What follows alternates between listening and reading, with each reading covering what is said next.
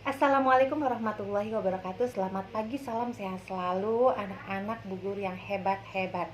Terima kasih atas mentari pagi kalian dalam membantu orang tua menyiapkan sarapan bergizi baik dan seimbang untuk memperlancar peredaran darah dan bagus untuk pertumbuhan juga perkembangan kalian. Baik anak-anak, mari kita mulai pembelajaran kita hari ini. Namun sebelum kita mulai, marilah kita membaca doa agar hari ini dapat berjalan dengan lancar dan sukses. Berdoa mulai. Bismillahirrahmanirrahim. Anak-anak, pastinya kalian sudah mandi, sudah sarapan, sudah segar, dan sudah siap ya di depan kamera semuanya.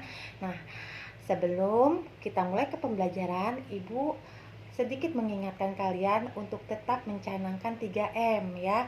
Mencuci tangan dengan air mengalir dan sabun antibakteri, menutup wajah kalian dengan masker bagian hidung dan mulut, dan menjaga jarak antar sesama untuk menghindari perkembangan jaringan COVID-19 ya. Dan tetaplah di rumah untuk menjaga kesehatan kita semua. Semoga pandemi COVID-19 segera berlalu. Baik anak-anak, hari ini kita akan belajar tema 2, pembelajaran ke-4, subtema ke-1. Baik, tentang menyayangi tumbuhan dan hewan. Nah, kemarin kalian sudah mendengar dongeng ya. Sekarang Ibu juga punya satu dongeng untuk kalian. Didengarkan baik-baik ya. Suatu hari ada anak gembala sedang mengembala para dombanya di kebun. Nah, karena dia kesepian dan kesunyian, dia memiliki niat untuk mengerjai para warga di sana. Ya, dia mengatakan bahwa domba-dombanya sedang diincar oleh serigala. Teriaklah dia, "Serigala, serigala, serigala!" Wah, para warga pun mulai tergesa-gesa langsung ke tempat suara tadi. "Ada apa, Nak? Ada apa? Ada serigala. Mana serigalanya? Mana serigalanya?" Lalu anak ibu itu pun berkata, "Hahaha, nggak ada serigala. Saya hanya berbohong." Nah, dinasihatilah anak itu oleh seorang petani. "Nak, kamu tidak boleh seperti itu. Karena berbohong itu adalah perilaku yang tidak baik. Itu sifat yang tidak baik ya, Nak." Nah, kemudian hari kedua, anak itu pun tidak jerah. Ya, dia merasa senang dengan perbuatannya, membohongi para petani dan warga yang ada di perkebunan. Nah, dia mulai iseng lagi lalu berteriak, "Serigala, serigala, tolong, tolong, ada serigala." Wah, para petani pun merasa khawatir dan ingin menolong anak tersebut. "Mana, mana, mana serigalanya, Nak?" "Hahaha, saya berbohong lagi. Emang enak aku kerjain." Wah, karena mereka kesal, mereka pun jawab, "Kamu sudah membohongi kami 2 kali, Nak. Perbuatan bohong adalah perbuatan yang tercela dan tidak terpuji. Ya, maka dari itu kamu harus merubah sifat kamu. Jika kamu membohongi kami lagi, maka kami tidak akan menolong kamu. Ayo semuanya kita pergi." Anak tersebut hanya senyum-senyum. Dia tidak jerah. Hari ketiga kembali anak tersebut ingin mengerjai lagi. Di hari ketiga tersebut, anak itu mulai lagi ingin berniat yang tidak baik.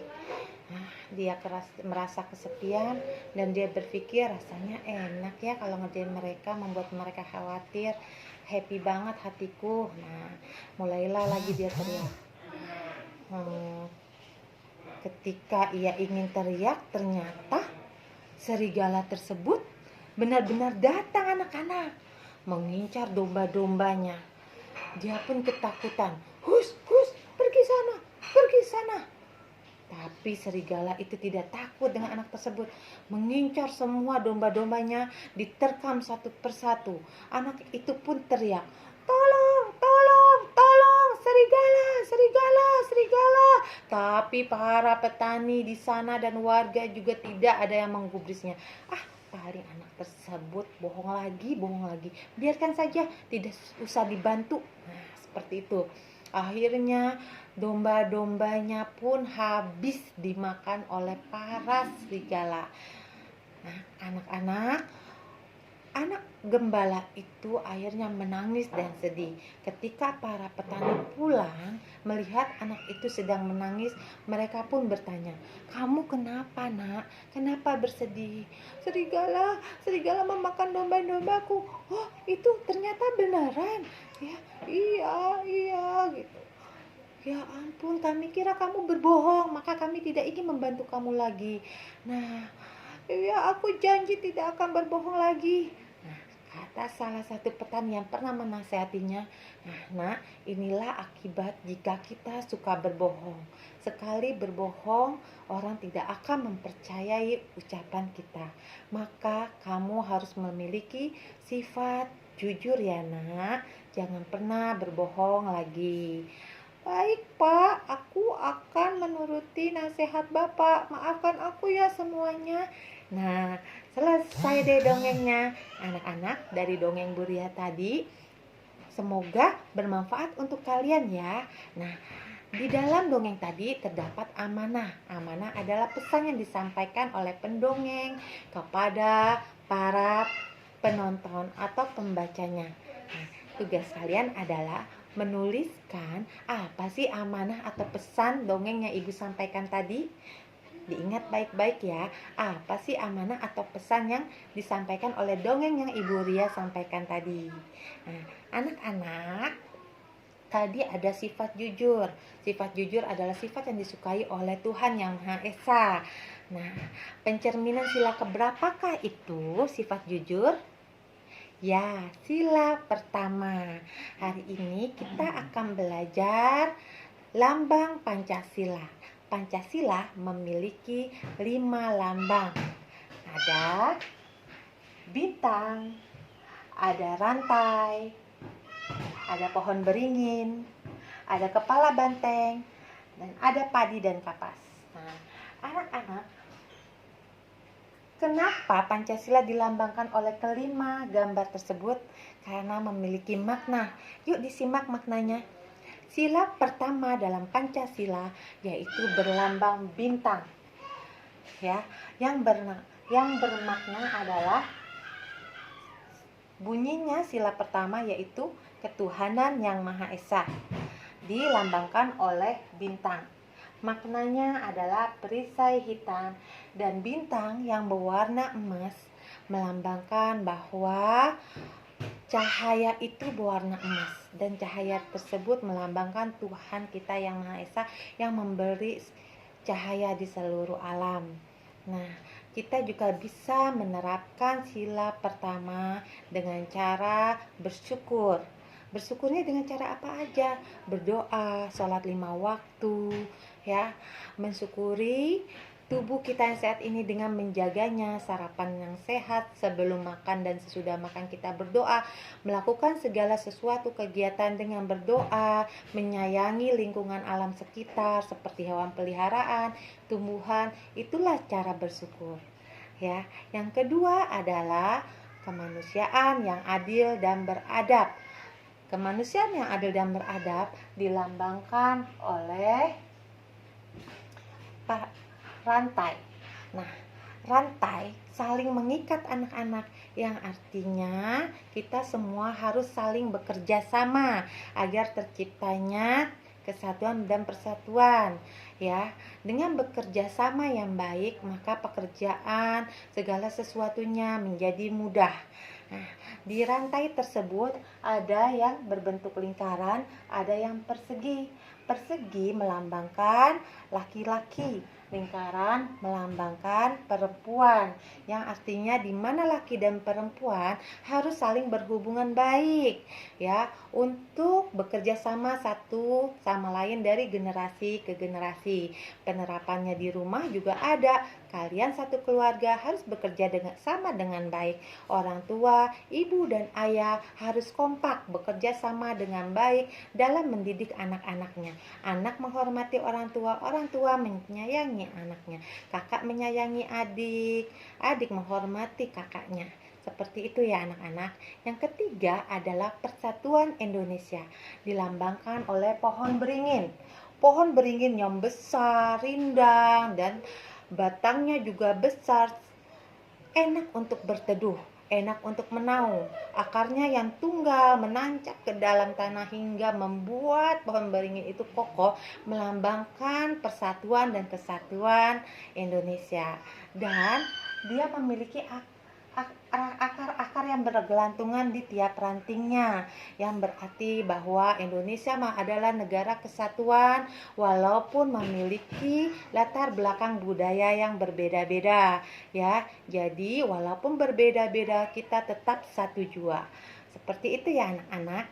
Nah, sila yang keempat berbunyi kerakyatan yang dipimpin oleh hikmat kebijaksanaan dalam permusyawaratan perwakilan, dilambangkan oleh kepala banteng. Kenapa kepala banteng? Anak-anak tahu tidak? Banteng atau lembu liar, mereka suka berkumpul dengan kawanannya, bekerja sama, saling melindungi ketika ada pemangsa. Nah, begitu juga rakyat Indonesia, manusia, seluruh umat manusia selalu berkumpul, bekerja sama, merembukan dalam memecahkan suatu masalah. Ya, nggak usah jauh-jauh di sekolah. Jika ingin memilih ketua kelas, pasti kita berembuk. Ya, siapa yang ingin menjadi ketua kelas dan teman-temannya yang memilih untuk memperoleh mufakat. Di rumah kalian bekerja bakti, pasti bermusyawarah dahulu. Siapa yang mengepel, siapa yang mencuci piring, siapa yang memasak. Ketika semua dibagi rata dan adil, maka terciptalah kerjasama yang baik. Itulah yang dinamakan musyawarah untuk mencapai mufakat yang dilambangkan oleh kepala banteng, terdapat pada sila keempat. Nah, sila yang terakhir, sila kelima. Ya, sila kelima adalah berbunyi keadilan sosial bagi seluruh rakyat Indonesia, yang dilambangkan oleh padi dan kapas. Yang maksudnya adalah bahwa padi dan kapas merupakan sandang dan pangan pokok seluruh manusia, yang artinya semua kebutuhan manusia itu sama, dan berarti bahwa tidak ada perbedaan di antara manusia. Semua derajatnya sama, makhluk Tuhan yang Maha Esa. Maka dari itu kita harus saling berbagi, saling bakti sosial ya. Tidak ada perbedaan. Semuanya harus saling melengkapi ya. Misalnya bakti sosial ke bencana-bencana alam, terus berbagi kepada orang yang terkena isolasi COVID-19, seperti itu. Jadi tidak ada kesenjangan sosial ya anak-anak. Nah, itulah makna dari lambang-lambang Pancasila. Nah, tugas kalian adalah menggambar kelima lambang Pancasila tersebut di buku tematik kalian. Lalu kalian tulis silahnya. Sila ke-1 dilambangkan oleh apa dan bunyinya apa, maknanya apa saja, dan berilah 2 contoh dari penerapan masing-masing sila tersebut. Baik anak-anak, sampai di sini Ibu rasa cukup pembelajaran hari ini. Silakan selesaikan tugas kalian. Jika sudah selesai, jangan lupa difoto dan kirim wapri ke Buria ya. Mari kita akhiri dengan hamdalah. Alhamdulillahirabbil alamin. Terima kasih para ayah bunda yang telah membantu anak-anak dalam belajar. Semoga berkah. Wassalamualaikum warahmatullahi wabarakatuh.